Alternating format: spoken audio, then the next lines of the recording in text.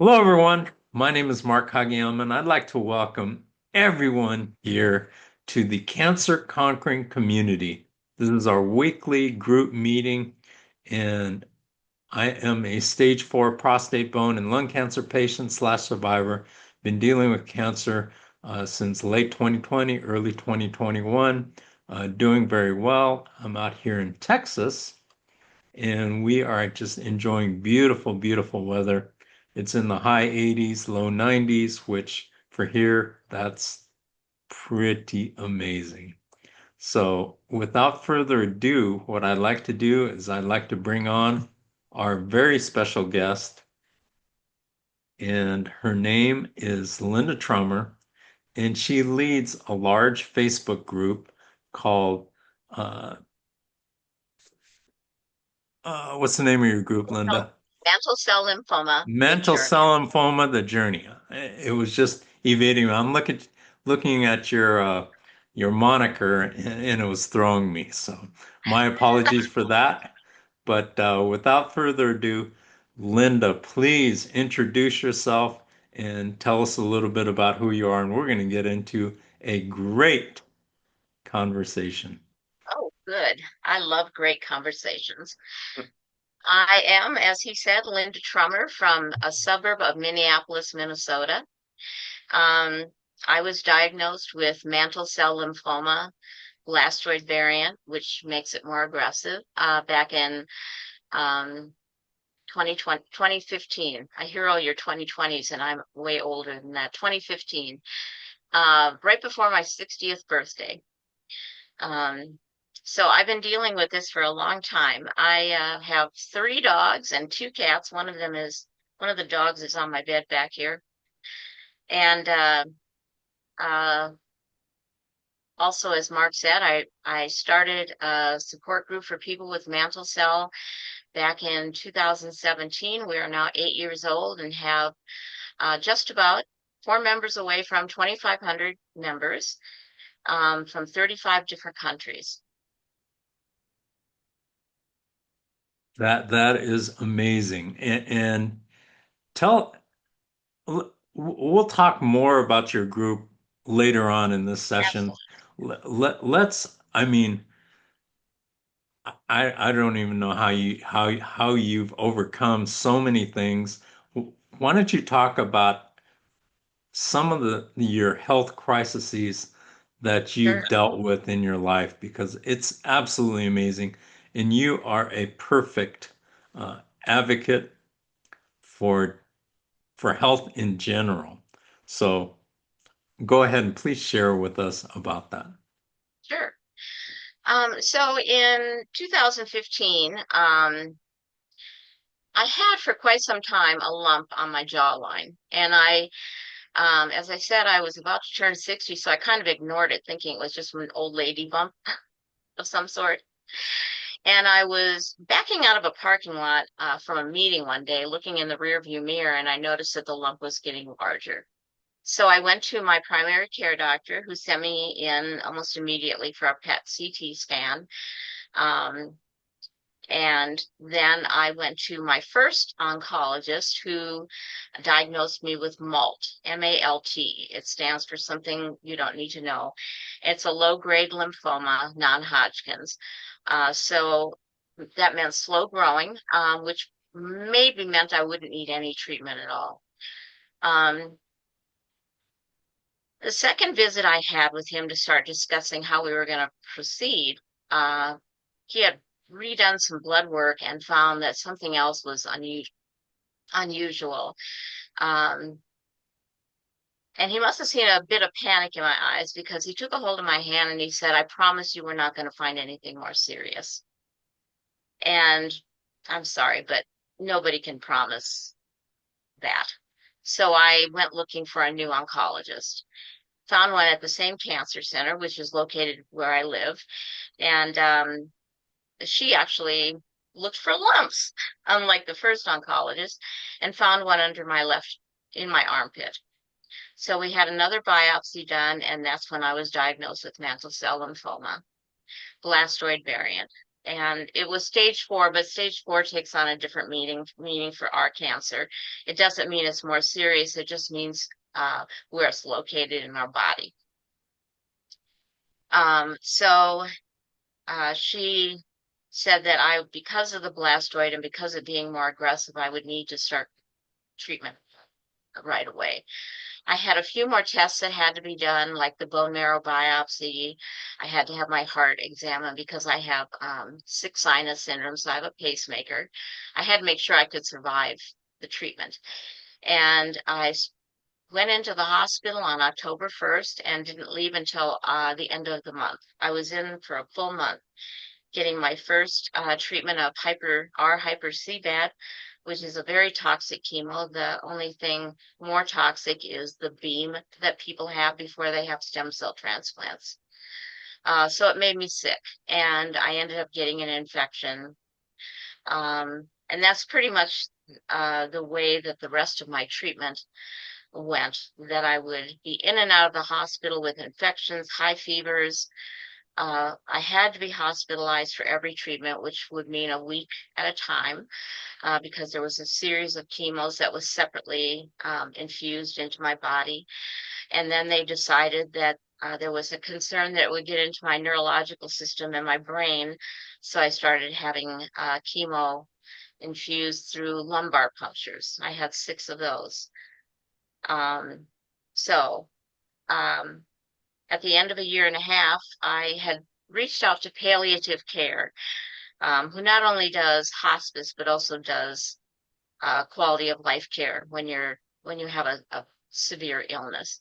And my palliative care doctor placed me in hospice, where I spent 3 months in home hospice. Um, I did not expect to live. My original prognosis was 18 to 24 months.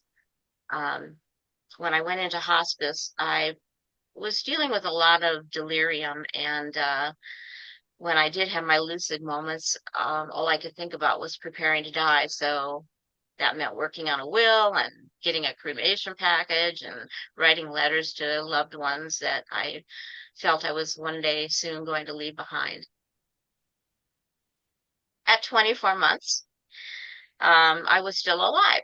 So I had to learn how to live all over again because I forgot.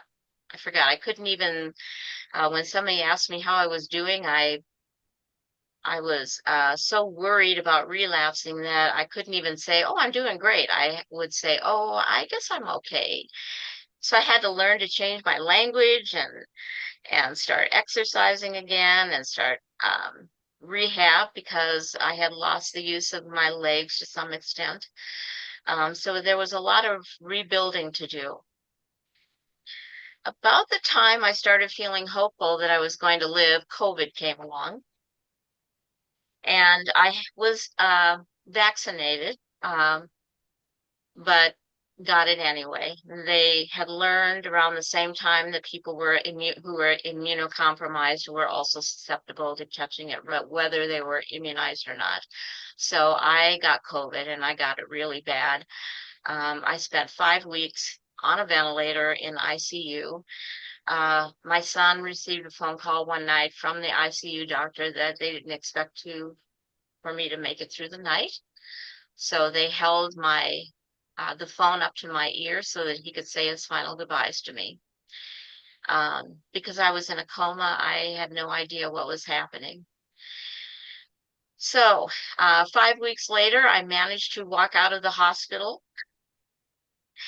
And then a couple of years later, I got bronchitis. Um, and ended up in the hospital on a ventilator again with sepsis. Um, yeah. So I've had 3 near-death experiences in the last 10 years. I turned 70 a few weeks ago. It was an age I never thought I would see. Um, I did relapse about 2.5 years ago from the mantle cell. I was placed on a BTK inhibitor, Brukinsa, which I was on for about a year and a half before I started having really severe side effects and need to make the decision to stop taking it.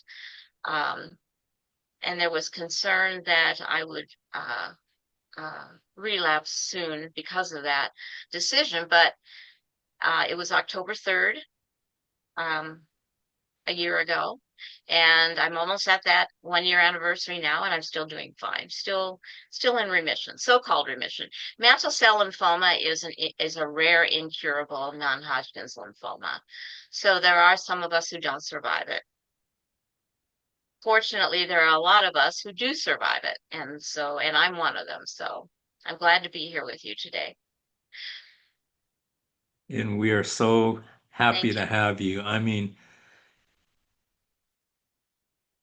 I think one of the lessons about people that we all need to learn is we can't judge people by appearances. You never know what burns inside an individual.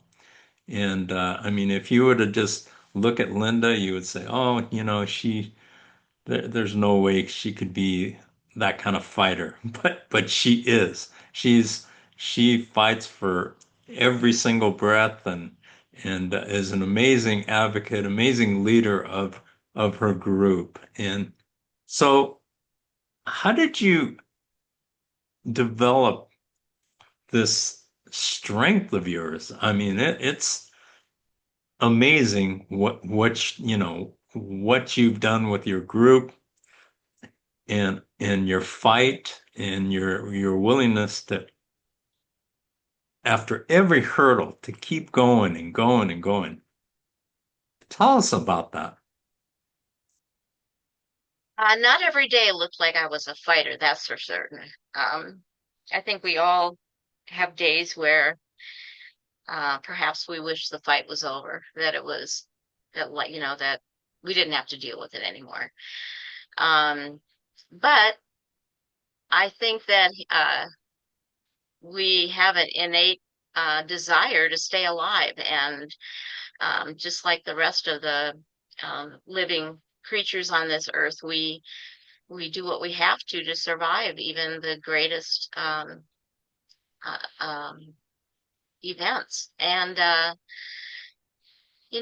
pretty much just did what I was told. I didn't know much at all about cancer. My grandmother had colon cancer when she was very, very old and died soon after. I don't know that it was from the cancer. I think it was pretty much the trauma of it at her age. She had never been in the hospital and was forced to go into the hospital to have her cancer treated, and I think it pretty much killed her. But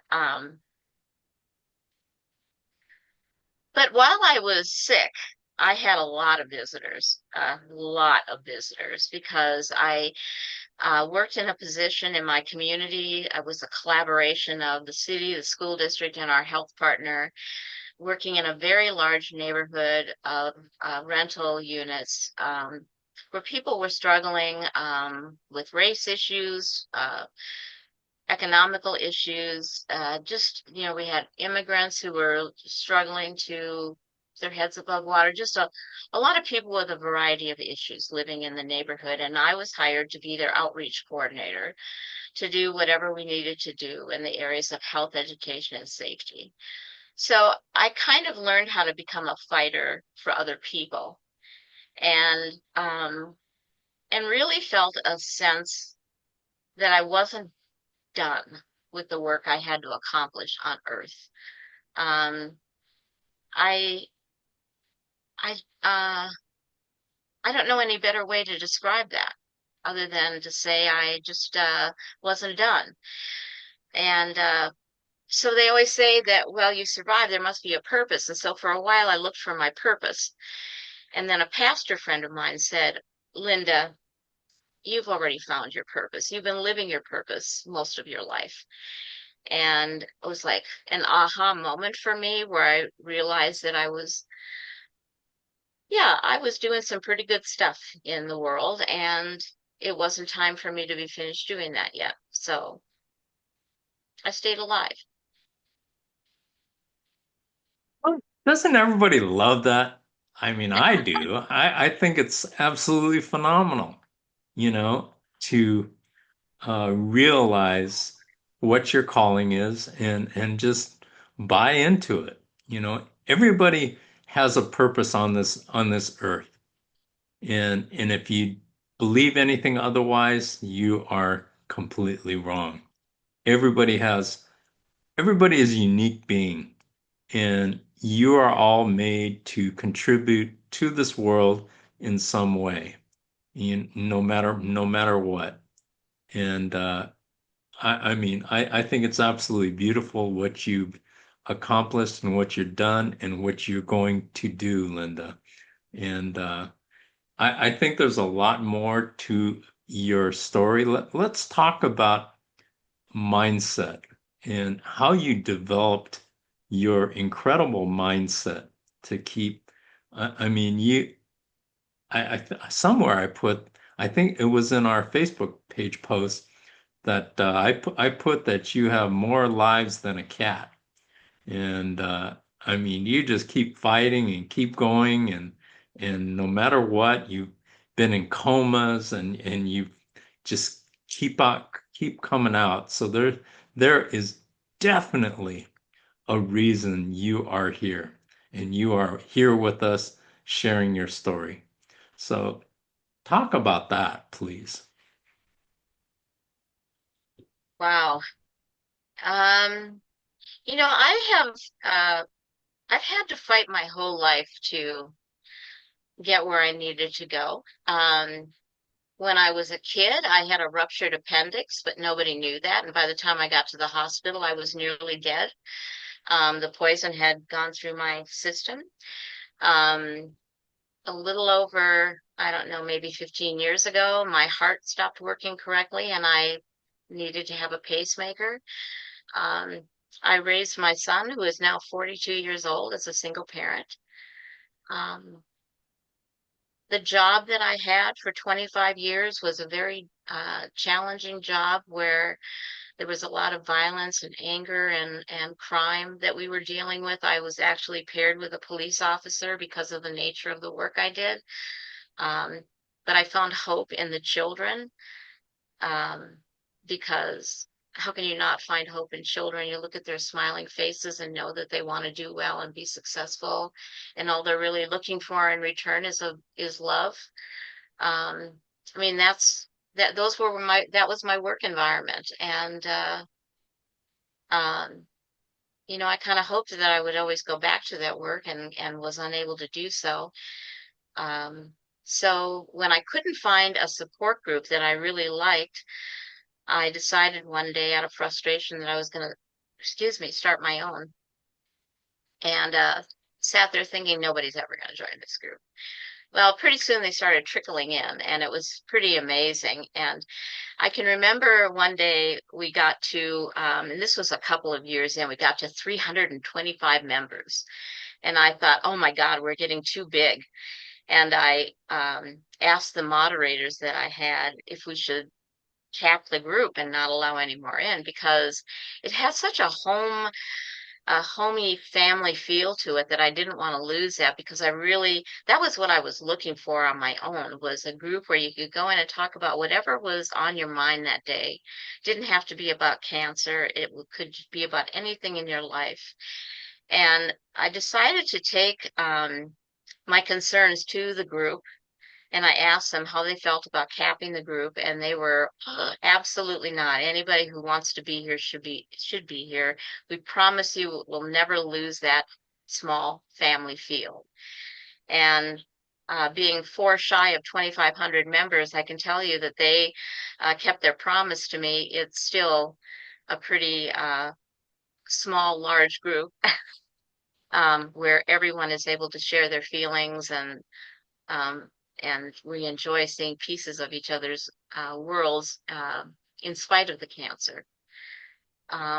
But still, we are able to support one another when we're going through hard times. We have a few people right now who are in pretty dire straits, and I'm very worried about them, but we need to continue to cheer them on, and make everyone else in the group understand that there's still hope. So yeah, that's what I do, and I really enjoy doing it. And you do a great job at doing it. So, Thank you.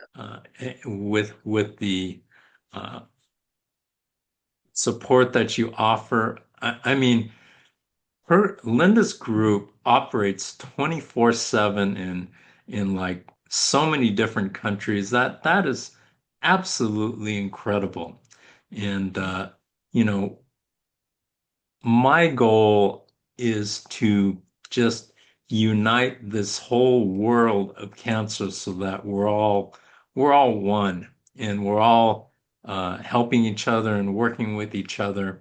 And to me, that's what it's all about because when we're working together, we are much stronger. I mean, when you look at the world of cancer, everybody's doing great stuff here, great stuff there, great stuff up north, great stuff down south, and to the west, east, wherever, all over the world. But if we could unite and come together and, strengthen ourselves, because when you get down to it, cancer is cancer.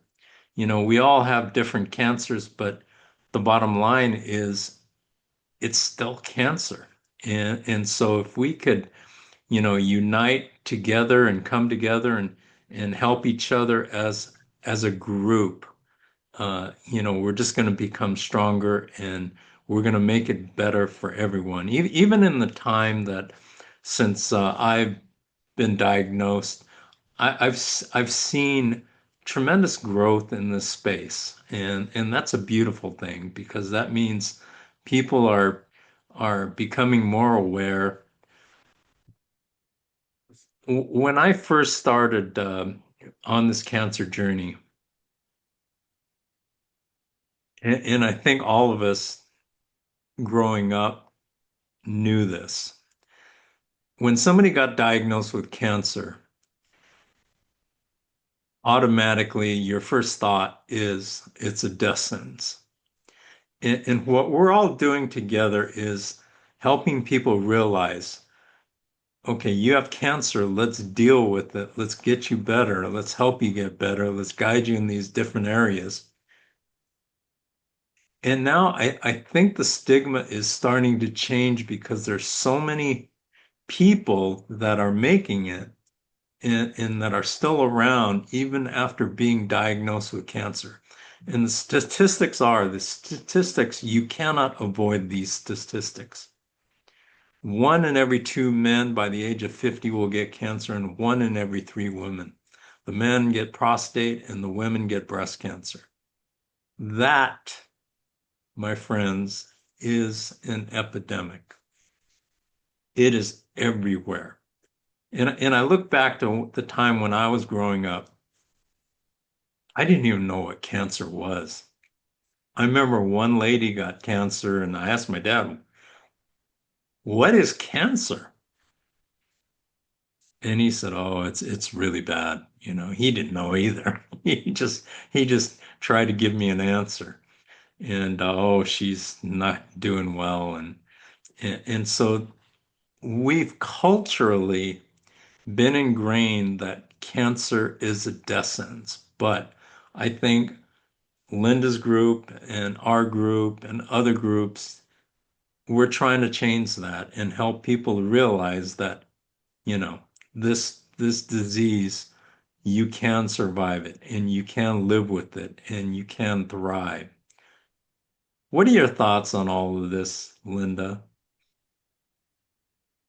I agree with you that united we're much more powerful than we are singular. Um, I do know that many cancer patients will get a little bit frustrated because everybody has a coworker or a cousin or the friend of a sister-in-law who knows somebody who had cancer and they're doing just fine. So you're going to do just fine too. When they don't realize there are hundreds of different kinds of cancer, and some people do fine and some people don't do fine. But it's very frustrating when you're in the thick of it and somebody who really doesn't understand what you're going through walks up to you and says, "Oh, my cousin's co-worker's boyfriend is doing just fine. So, it's kind of there's a lot of education that needs to take place. About the different kinds of cancers, but that's never going to happen because there are so many different kinds. So what we need to do as patients is be confident in what we know, what our knowledge is, and uh, and help educate others who need to be educated, and not worry about the people who are just perhaps a little bit too ignorant about cancer to ever truly understand what it might mean. Um, I do think, Mark, that particularly in our society in America, the way things are today, we have to be uh, particularly vigilant to make sure that funding is available to continue funding cancer research at the level that it needs to be funded. Um, and that there is enough awareness uh, in the hands of our leadership that they get that we have a lot more to learn. I mean, if I think about my cancer in the last 10 years, there were not that many treatments for it 10 years ago. But now there are all kinds of clinical trials and things that have been approved by the FDA. Um, Treatment is much bigger than it was before as far as different kinds. But you don't get to that point unless you have the funds available to do research. And um, at the risk of stepping on anyone's toes, pardon me if I do, our government needs to help with that process because we need to have those new models and stay alive. So that's what I see what you're talking about, Mark, really making a difference is that we are united and we are out there teaching others that we have a long way to go. Because it seems like more and more people are getting cancer than ever before. My belief kind of is that it's environmental because learned we have learned as a society to use more chemicals than ever before. And there are just a lot of other things that are causing cancer that 50 years ago maybe didn't even exist. Completely agree. Completely agree. I mean, there's just so many things out there now. I mean, when I was growing up, I had no idea what Alzheimer's was. Didn't even know the word. Didn't know what cancer was. Never heard of ADHD. In fact, I didn't even start hearing about ADHD until about probably 6 or 7 years ago. I mean, I had no clue what that was until a friend of mine's son got it, and I'm like, I don't even know what that is. So there's all these diseases that we see in today's world that we didn't see when we were growing up. And it's all these are all things that we all need to be aware of and we all need to deal with it. But a lot of our journey is about lack of knowledge or knowledge. And when a person gets diagnosed with cancer, automatically they're backpedaling. They're on defense because of the fact that they don't know anything about it. And that's the crazy thing about it is, once you get diagnosed, then all of a sudden you're being pushed to make life-altering decisions with no knowledge, and that's a very scary place to be. If you're in a position where you don't have any knowledge about it, my suggestion is start researching and talking to people who've walked the walk.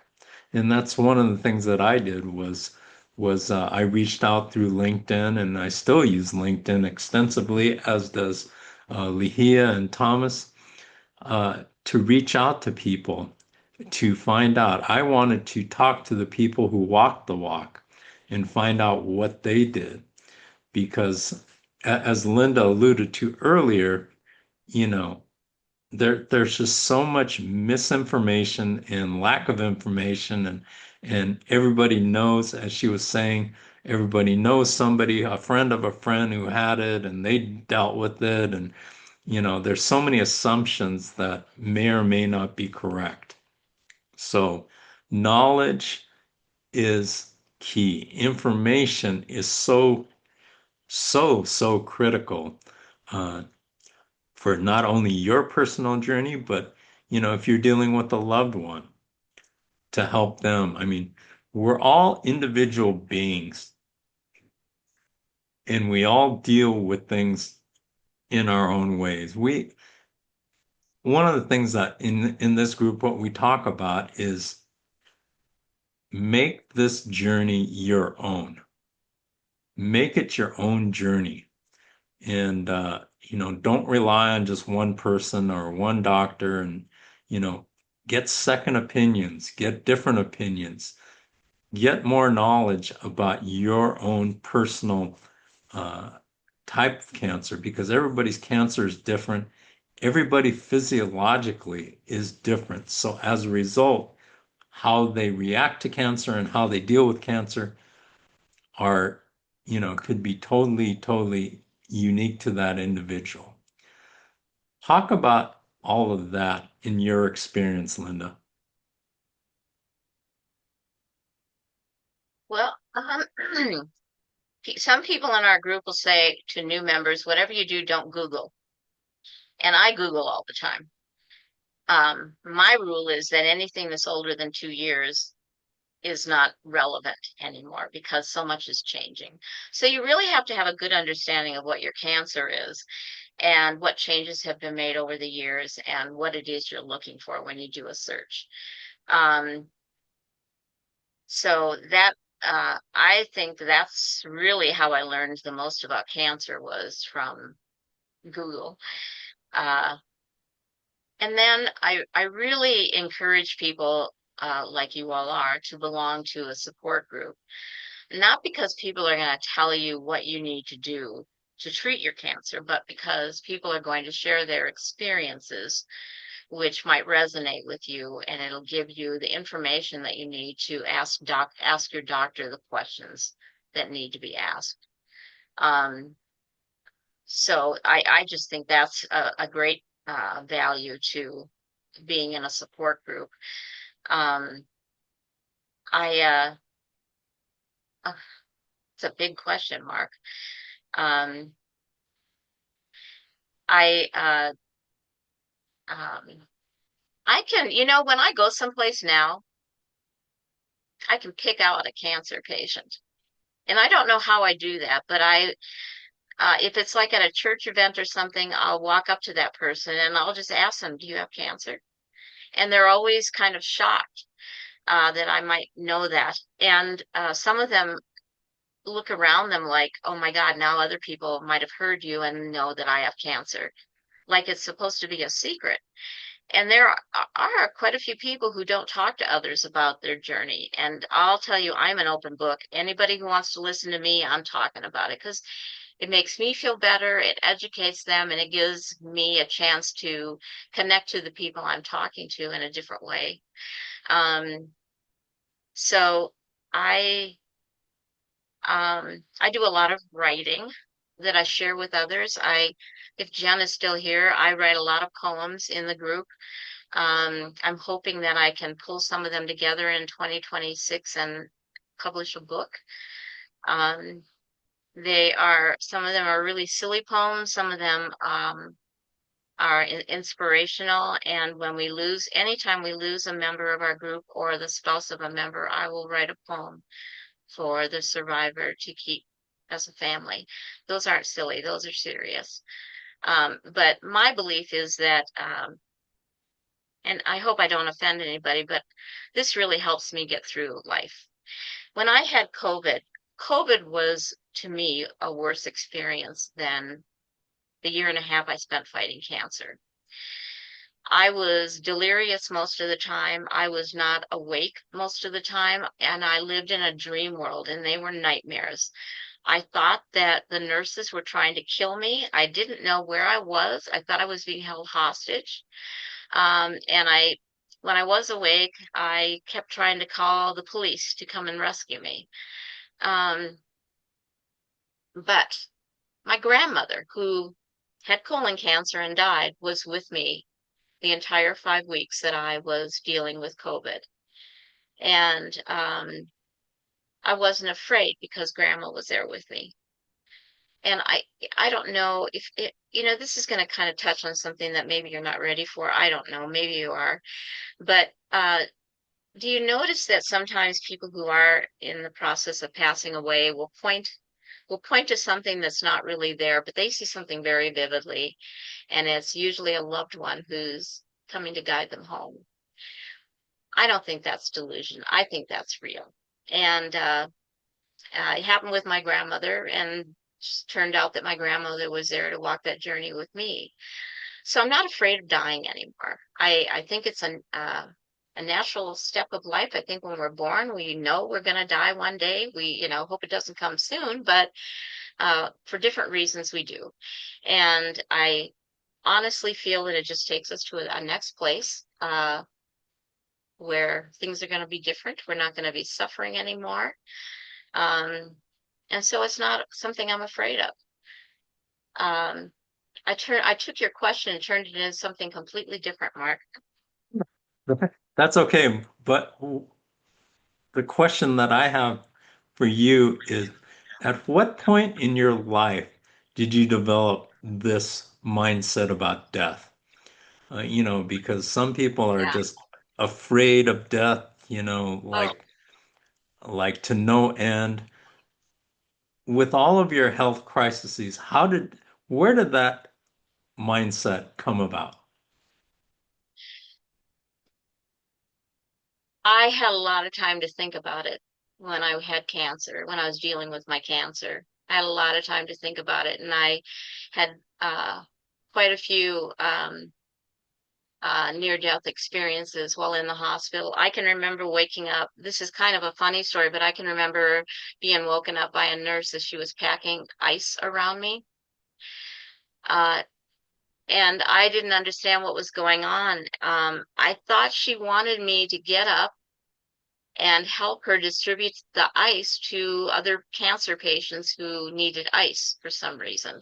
So I got up and started picking up the bags of ice, and she kept trying to get me to lie down and put the ice back on me. It turns out that I had 104 temperature and I needed to be cooled down, and I was so delirious I didn't understand what was happening. The same time while I was in the hospital and had delirium, I started seeing things and hearing voices that weren't there. I don't know if it was a delirium or if it was something else, but there there was the silhouette of a man who would come and sit in the armchair next to my bed every night and watch TV. And I could only see that he had cowboy boots and blue jeans on and couldn't see him from the waist up. But he was there and he was very comforting to me. And then even when I went home on my little breaks, people were talking to me. And I thought I was lucid, wide awake, but I would hear these voices and I would tell myself, don't answer the voices, don't answer the voices, there's nobody here. But I couldn't help it. They were asking me questions, and so I started answering to the voices. Um, Now, I don't know what that means, but in my mind, I thought, there's another realm here, and I don't need to be afraid of dying anymore. Um, and that was kind of proven to me when I had COVID, and had my grandma with me. I wasn't afraid at all. It didn't matter to me because I knew that I was going to be someplace. It just wasn't going to be where I was at the moment. That's, and it's such an empowering feeling. Now, it doesn't matter. When I die, if that doesn't happen, it doesn't matter. I won't know if that doesn't happen. But it's very reassuring to me to think that there is another place that I'll go and my grandma's going to be there to greet me, and everything's going to be just fine. That's beautiful. That is absolutely beautiful.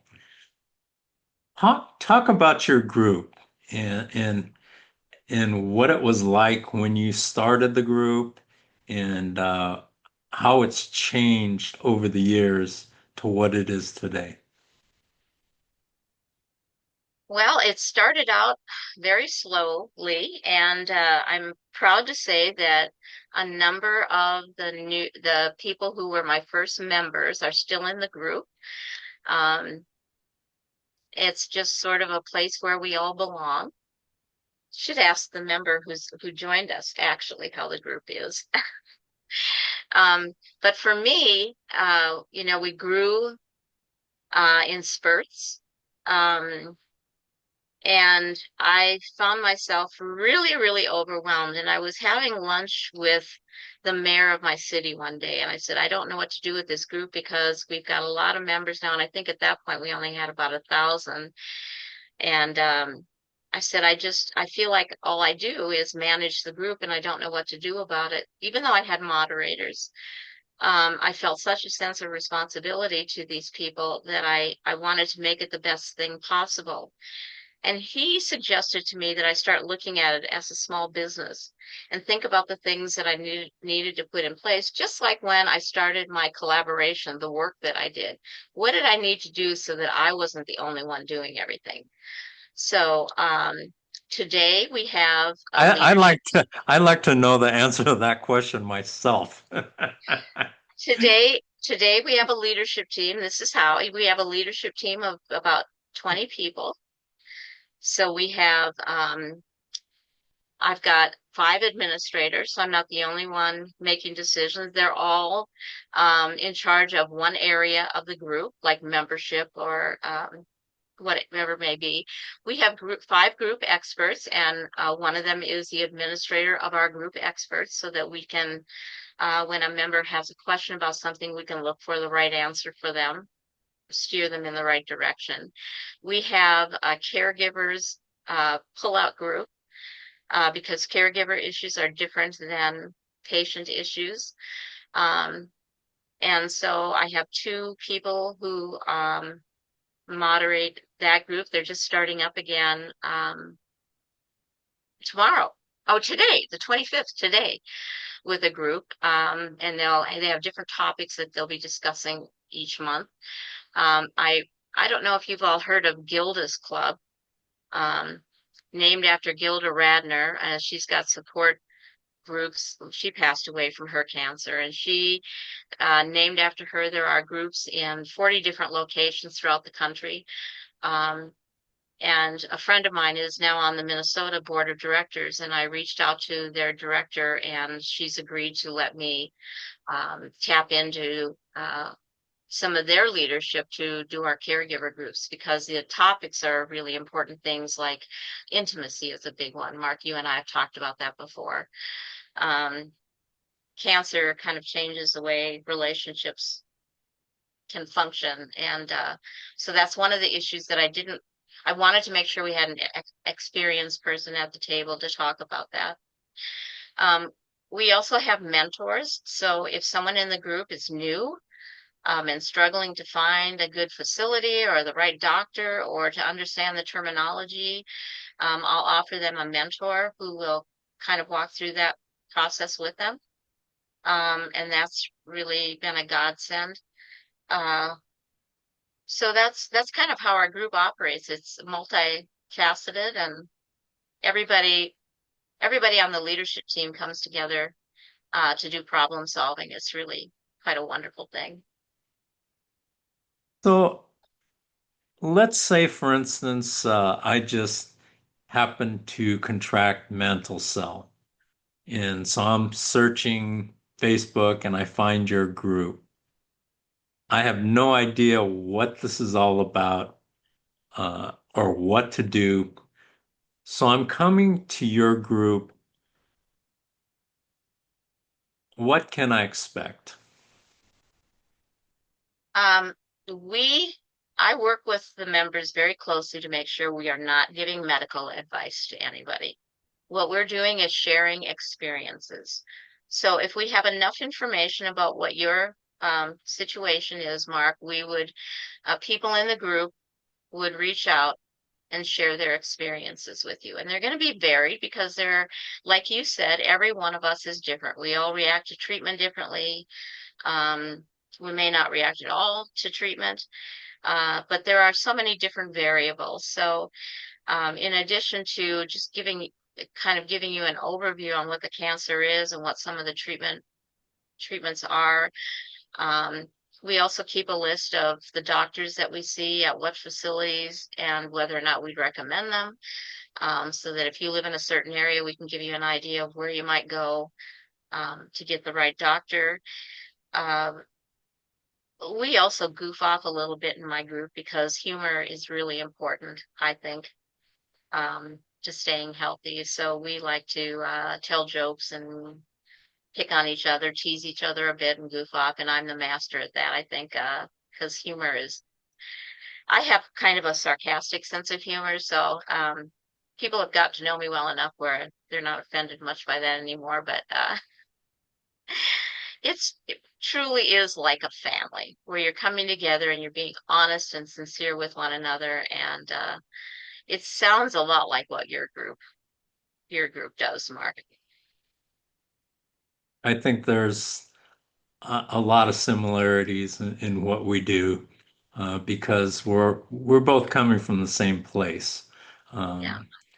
And I think we both know that at this point. We've uh, I gosh, who I don't even remember who introduced me to you. Oh, it was Brian. Brian. Yeah. Brian, that's right. It was Brian O'Sullivan. He's a friend of the group, and he shows up every now and then here. But he's really busy now. But uh, I mean, the beautiful thing, and Brian has a large group himself. I Hmm. was actually floored at the number of people Brian had. I'm like, how in the world did you do that? It's his personality. Right, Honestly, it's his personality. Yeah. right. And so hopefully everybody has a chance to meet Brian O'Sullivan. Uh, the I've actually had the pleasure of meeting Brian in person in Pennsylvania. And the thing about Brian is he has the most incredible outfits. I mean, he is like a brand ambassador for cancer. And he has like gold jackets and gold shirts and gold hats and then like for St. Patrick's Day he'll wear green and be all lit up and so he's a character but he's got a really beautiful heart.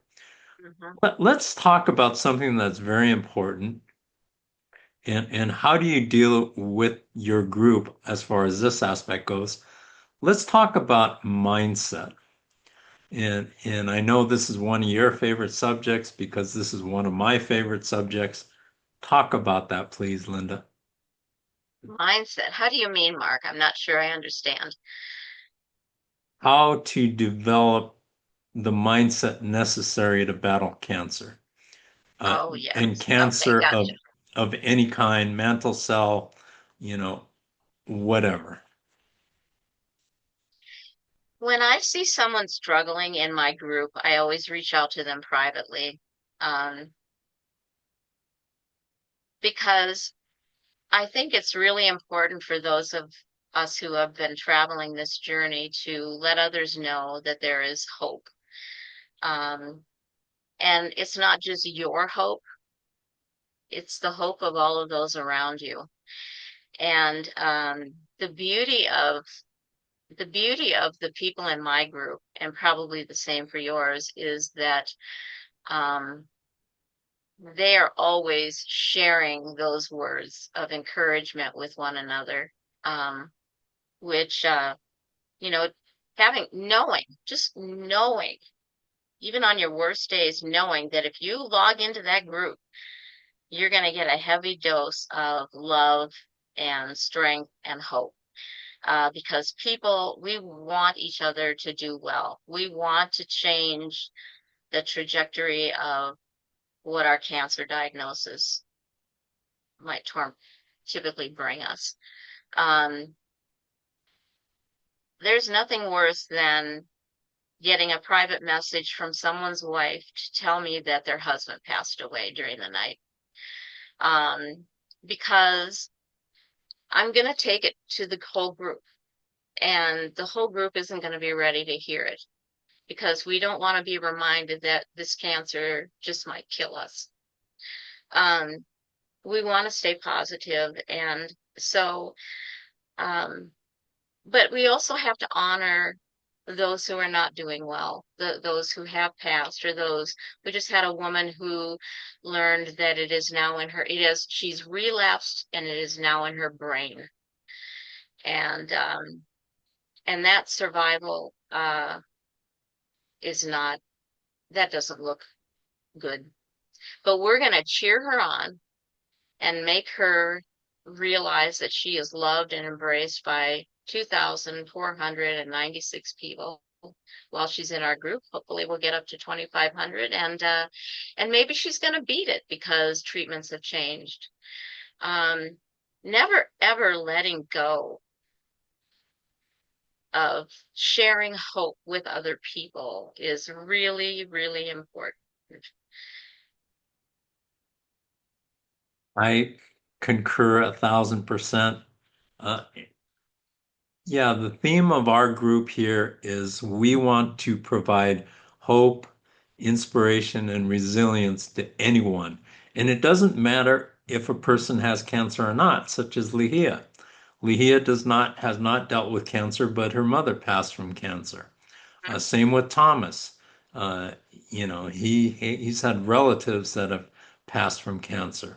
So if we can provide that to anyone, Yes, I think anyone deserves to be inspired, to have hope and have inspiration, because that's what I mean. Our lives are not easy. As human beings, our lives can be tough, and our lives are not consistent. We're going to have good days and bad days. And, we talk about this group. We come in as individuals, but together as a group, we become stronger because we're hmm, virtually holding each other's hands and saying, hey, you're a part of this group, and we appreciate that you're here.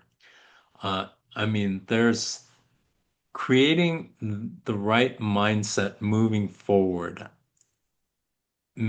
can make all the difference in the world. Just to know that you have support, just to know that somebody else knows how you feel. And I think that, after hearing many of these stories and hearing the speakers, people such as Lihia, Thomas, they get it. They understand. But for those that have not been through cancer, most of them just have no understanding of what a person is going through. And so when a person gets diagnosed with cancer, many people around that person don't know how to address it. You know, how many people, when you tell them that you have cancer, the first things out of their mouth is what? Oh, I'm so sorry. Because automatically they're thinking, this friend of mine that I'm looking at right here isn't just not going to make it. That does not have to be the case anymore. I mean, if you believe that you are going to live and that you are going to make it, that is an important step on living, on making it, on surviving. I mean, I don't know a single person.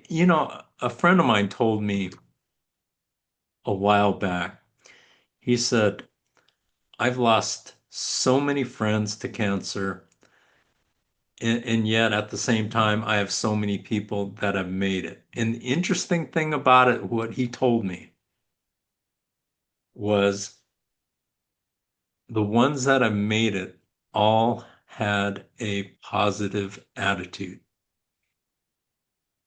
Isn't that interesting? That having a positive attitude makes that much of a difference.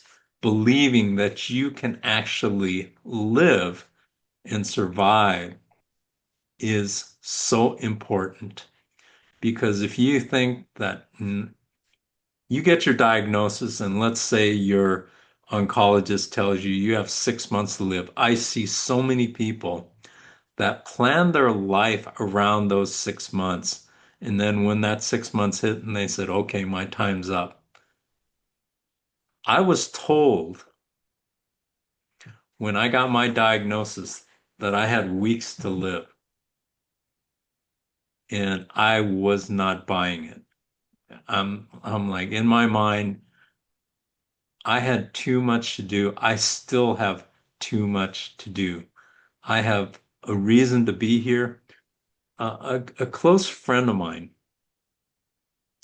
and this bothered me tremendously. Uh, his fiance at that time had cancer, and I talked to him, and he said, "Oh, we've got it. We're fine. We're doing all this. We're doing this and this and this and this." I said, "Fine, that's great." Had talked to him, and he's a close friend of mine. We've been friends since college. I talked to him a couple months later, and he said, "Oh, she passed away." I mean, I felt devastated for him because I was his fiance. Everybody's different. Everybody's physiologically different. Everybody has a different mindset. And so you never know if somebody is going to make it or not, even if they have a positive attitude. But that positive attitude can even make a difference between making it and not making it. So that I think that's a very important thing for all of us to keep in mind. You have something to say, Linda? I do, yeah. Um, it's written in a lot of the information about cancer is having a positive attitude is really important. And I just think it keeps the endorphins up and helps us be healthier. But it doesn't mean necessarily that we're going to survive. But the important thing I take away from that is that when we are in a good mood and appreciating life, we're creating memories with those we love. And that is our legacy. That is what we're going to leave behind. And it's hard enough for people, well, as a couple of you know, that it's hard enough when you lose a loved one. But imagine not having any wonderful memories to carry on with. And that's what I will tell people who are not in a good place is take that time to embrace the people who love you and create as many memories as you possibly can, because that's what you'll be leaving behind. I'm so glad that you brought that up. That is a very obvious point, but it's a very, very important point, Linda. And thank you for sharing that because that is so, so critical. All of us, whether we're going through cancer or not, we only go around once in this world. Let's make it the best possible life that we could possibly make this. And, you know, whether or not we have lots of money, the most important thing that we have on this earth is not money, it's time and the relationships that we build over time. And to your point, Linda, there's nothing more important. You ask a billionaire who's on his deathbed, what does that billionaire want? He doesn't want more money. He wants more time. Time is precious. It's our most precious commodity. Let's make the most of it and let's help this world become a better place by adding, even if it's just something small, even if it's just holding a door open for somebody at a store or a restaurant. Just little things can make a big difference. And, you see, even if it gives just a smile from somebody who you've helped, you know, an elderly person has a hard time walking, help them walk across the street or whatever it may be. Let's all do our parts because we can all, and I think we've seen some great examples of it lately. One person in this world, can make a big difference. One person doing the right thing is so important. And so that's a beautiful, beautiful thing that you brought up, Linda. We need to live life. We need to uh, affect other people and help other people. Uh, and I think Linda and I both we're all about helping as many people as we possibly can. And that's something that I feel is so important. Let's open this up for questions or comments from anybody. Uh, Carrie, would you like to Yes, chime in? yes, I did actually. Thank you, Mark. I was waiting for you to hopefully open it up. Yeah, I was just sitting here. I've been doing this for almost the whole time that you've been speaking and Linda's been speaking. I just had a comment for her and also a question, if that's okay. Yeah, go ahead. The comment is, wow, what an incredible amount of strength you have, Linda. And thank you so much for taking the time to share your story with us. I find it very inspiring for a lot of reasons, particularly because we have something in common. You had mentioned that you were frustrated that there wasn't support out there for others who are dealing with your type of cancer. It's not directly cancer related, but I went through the same thing because my son has complex mental health challenges, autism, ADHD, etc., etc. And I went through the process of searching in my community to find, where's the support for parents and caregivers. There wasn't any. His doctor actually said, well, why don't you start a support group?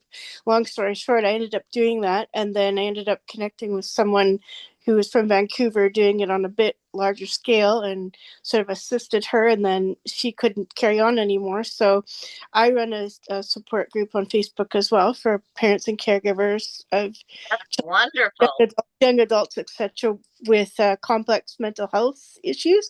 And the correlation is, when you're speaking about it's a family, and like I'm at about the 300-ish level of people thinking, how do you bump up. But the how it related back to cancer was because it's such a sensitive topic, and for people to even open up about the struggles that they have, because there's so much stigma dealing with parents even getting blamed for their children's mental health issues, which is just ridiculous.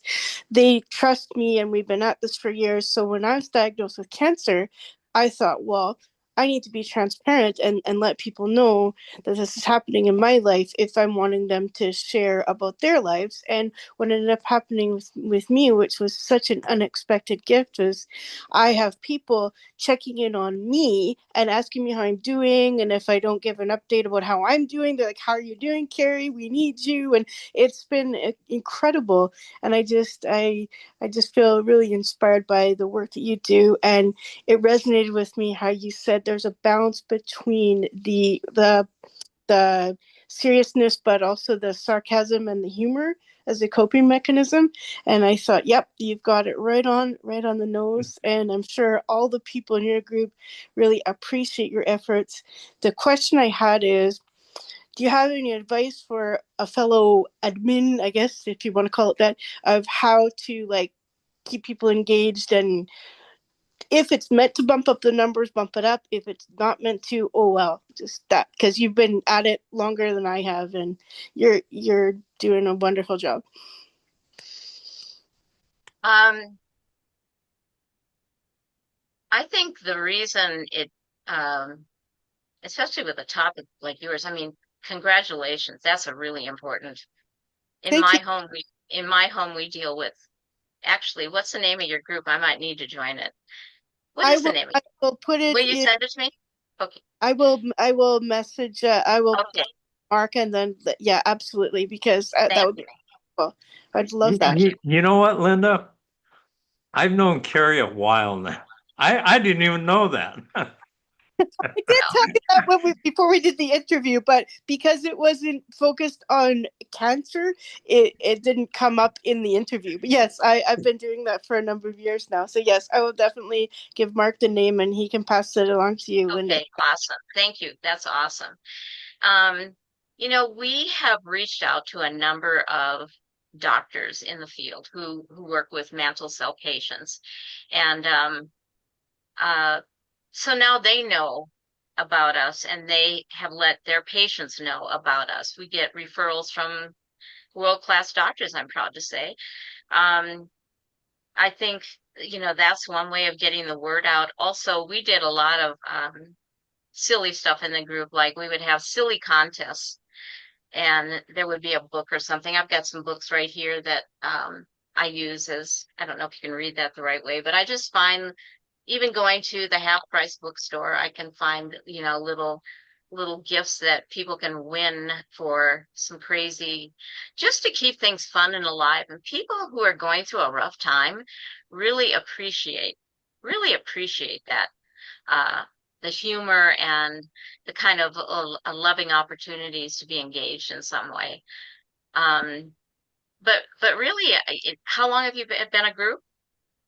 It's been a group for about 9 years now. I was working alongside another wonderful mental health advocate named Karen Copeland, who's I had the chance to meet her when I took my son to Vancouver, Canada, which is a bigger community, to get an inpatient mental health assessment, and she was there with her son, and she's done some fantastic work getting things going. She's from close to Vancouver area, but then things in her life took a different turn, and she said I might have to stop the group, and I went, well, I'll take it over. And so yeah, it's been going for about 9 years now, and it started off really small, Awesome.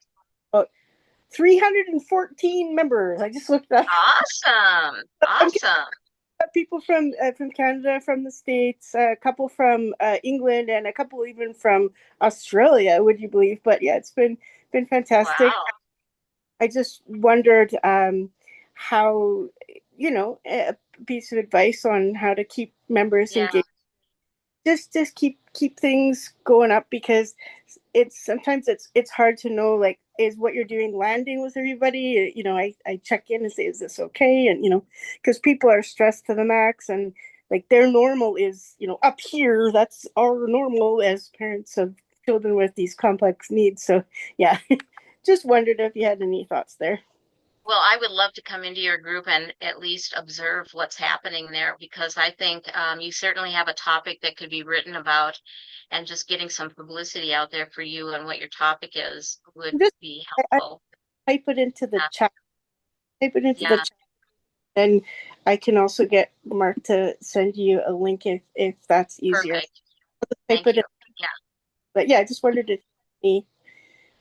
Anybody who's interested in connecting with anyone, just let me know. If I'm not connected, there's a couple people I'm not connected with. Please connect with me on Facebook. You can connect, one or two ways on Facebook through Cancer Conquering Community or with me directly. Both Lehia and I, and also Thomas and Carrie, are on LinkedIn as well. So, we're out there and we're always looking to help. What I want to do right now is I want to thank everyone for joining us here at the Cancer Conquering Community, and we hope to see you next week, same time, same place. Thank you so much. Have a fantastic week, everyone, and have an amazing day.